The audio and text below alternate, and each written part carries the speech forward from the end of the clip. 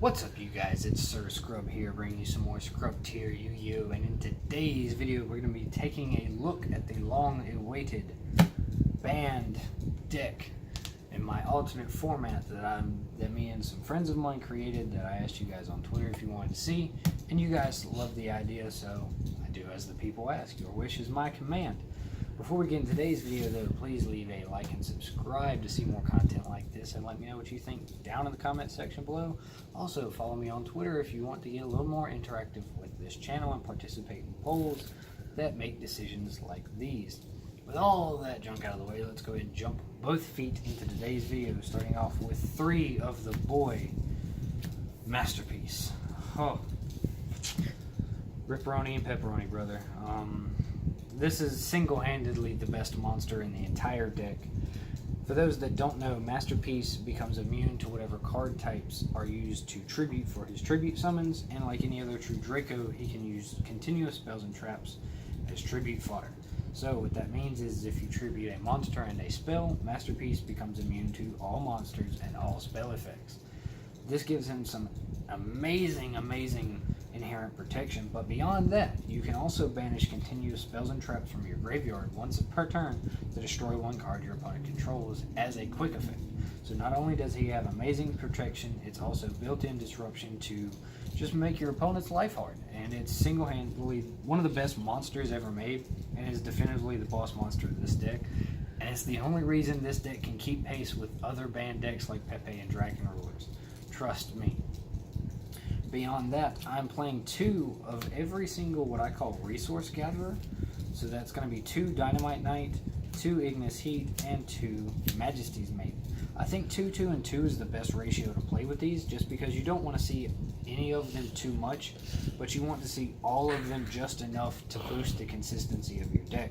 You don't want to be sitting with 2 Ignis Heats, you'd rather sit with an Ignis and a Dynamite, or an Ignis and a Maiden, just so you can get different resources. If you're clubbed up with only one of the resource gatherers, as I call them, then you're going to be searching just one of the wrong resource, and you need kind of a mix of all of them to get going. So that's why I play them all at 2. With that being said, what they do individually, when your opponent activates a card or effect, they all can search something, but they all search different things. Dynamite Knight searches your true Draco trap cards, Ignis Heat searches your true Draco spells, while Maiden searches your monsters. So they all have the inherent synergy of just boosting the consistency of your deck. With that being said, these Maiden and Dynamite have obvious inherent synergy, since the trap cards allow you to tribute summon during your opponent's turn and provide disruption. But they all 3 work together to help further the in-game and consistency of this deck, and I think they're fantastic cards. The last monster that I'm playing that you guys know that I swear by is 3 copies of Draco. Just to help boost the card economy factor of this deck, you can blow it up with Diagram once it's been tribute summons, and to kind of eliminate Diagram's cost, giving you a +1 instead of a 1-for-1. With that being said, there is a 3-card combo you can do with when you have one copy of Draco, 1 copy of Diagram, and any of the true Draco spells to get an instant +2 by searching Heritage and so on and so forth.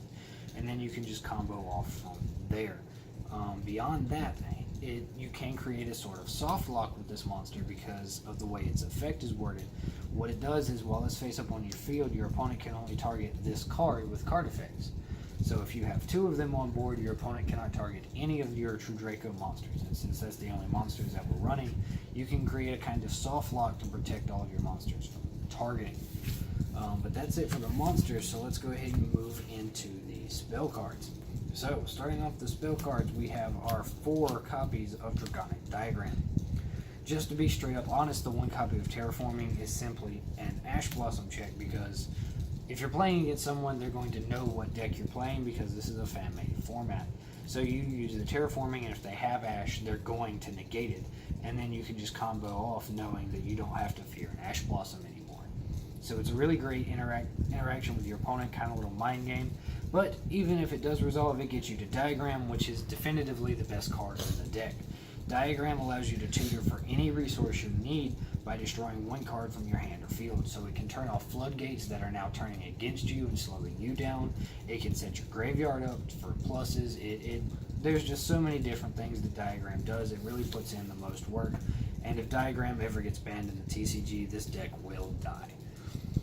Moving on, we do play 3 copies of both of the True Draco spell cards, Disciples and Heritage. You guys know what these cards do. This deck's been around for a while now, but I'm going to break it down real quickly.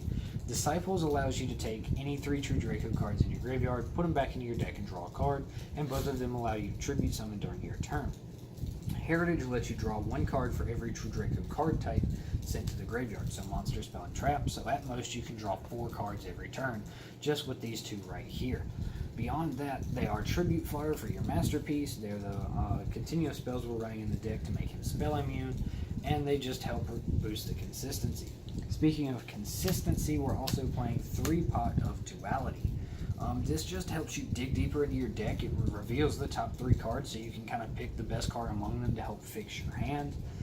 The only real thing I will say about this card is it does restrict special summoning, so it can kind of conflict with Drythe every now and again, but that's just me. If you don't want to play Drythe or you don't want to play Duality, this is up to you completely.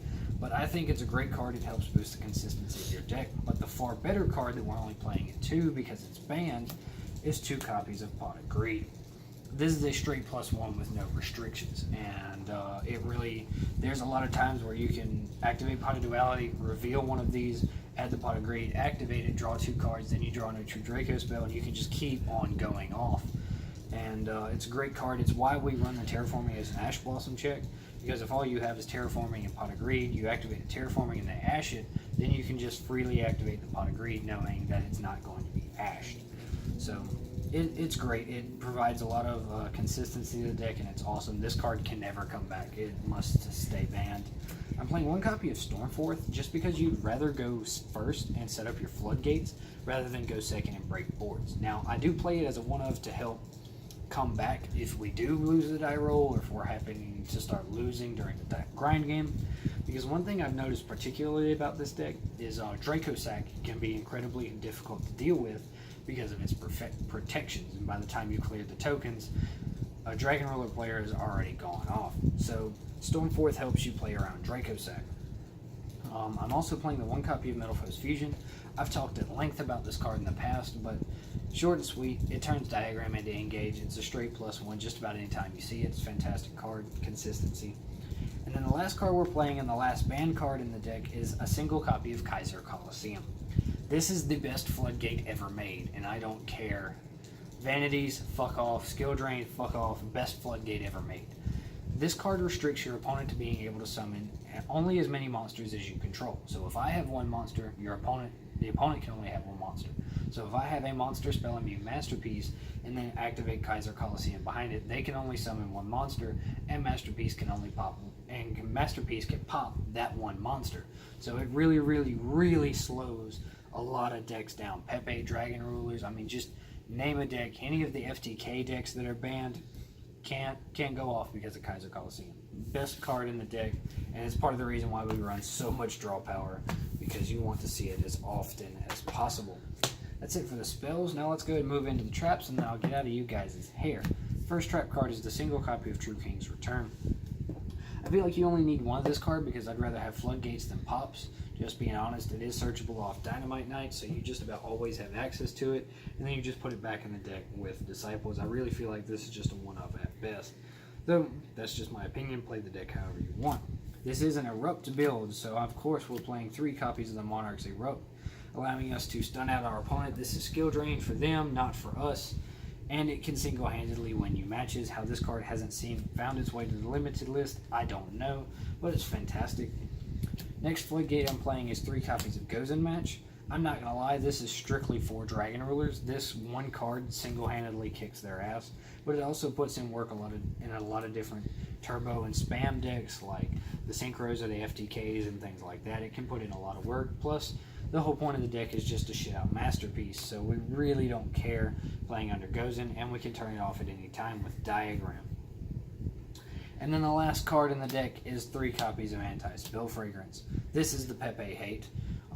If you're playing against a player who's playing Perform Pals, you just flip the Anti-Spell during their standby phase, and then what do? It's just game over after that.